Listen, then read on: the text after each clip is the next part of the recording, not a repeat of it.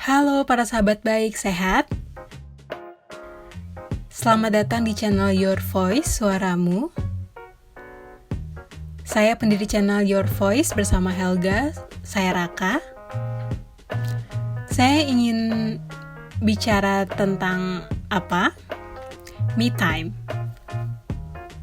Kalian tahu me time itu apa? Waktu sendiri, ya betul. Me time itu artinya saya harus pergi sendiri. Pergi sendiri bukan bersama teman. Jadi mari kita buka kitab Yeremia 29 ayat 12 sampai 13. Dan apabila kamu berseru dan datang untuk berdoa kepadaku, maka aku akan mendengarkan kamu. Apabila kamu mencari aku, kamu akan menemukan aku. Apabila kamu menanyakan aku dengan segenap hati. Me time artinya waktu sendiri, benar? Saya membaca ayat 13 dan ada tulisan segenap hati. Pada waktu itu, saat Anda merasa kerjaannya berat, sehingga perlu waktu sendiri agar dapat menenangkan pikiran dan tenaga. Saya suka olahraga Amerika, terutama American football and basket. Go Chiefs! Saya senang Kansas City Chiefs melaju ke Super Bowl.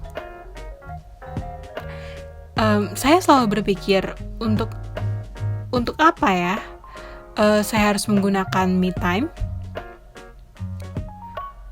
Apakah me time itu bisa berguna dalam hidup saya? Seperti apa? Saya nggak tahu. Saya pikir saya hanya akan pergi makan karena saya suka makan dan membuat mood saya lebih baik.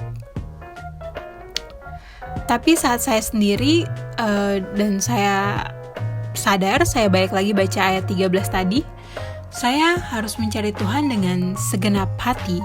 Artinya gimana?